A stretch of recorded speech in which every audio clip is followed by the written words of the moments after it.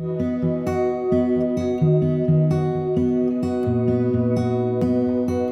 up in the West End of Cincinnati, we were street kids. This is an area that came out of the Depression. It was a lot of poverty. A lot of the kids that I bunged with, we were one group. We were on our own. We would just get up in the morning and go. I had 15 brothers and sisters. Mom always had something to do. And Dad, I don't even know if he knew I exist half the time. That hurts. You know, this was our life in the West End. It was bare. There wasn't even a tree to climb. And then Cap came to Cincinnati in '35. His name was Lawrence Hall, but he was known by everybody as Cap Hall. He was captain in the church army. They gave him a little chapel, maybe 30, 40, 50 people at the most. So for Cap, I lived next door. I got to be kind of a go-for. When things would happen at the church and I knew about it, I would just walk through the door and see if I could help. One time, Cap came down and he says, "Guys, want to take a ride over to Kentucky?" We said, "Sure," and off we went. We came to a little log cabin. Cap says, "I have to go up to the farmhouse." And he went up to the farmhouse on the hill, and he come back and he said, "The farmer said we could use the cabin." He said, "We're going to make a camp here." There was a creek that ran in front of it. Probably went up about 3 miles. We dammed it with mud and rocks. The water would still run over the top of the dam, but there was a pool there. We washed our clothes in it. We bathed in it. It was used for everything, you know.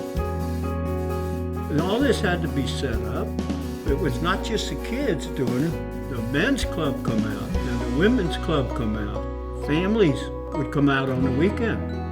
It became that neighborhood thing. All of a sudden, I would walk into the drugstore and they'd say, "Are you one of them kids, Frankie, that went to Camp Joy?" They were hurting as well as anybody, but they knew they were kids of their customers.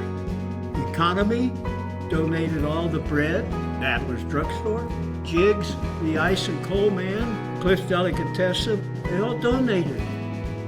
Mrs. Proctor from Procter & Gamble donated $250 to dig a well. That changed. Everything changed. That was the beginning of Camp Joy. And, you know, it just blossomed.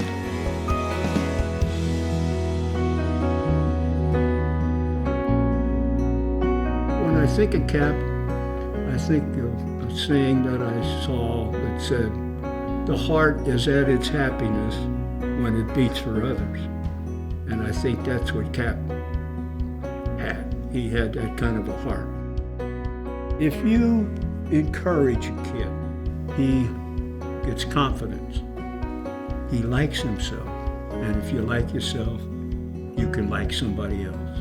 And this is what he would do, not just to the kids, but to grown-ups.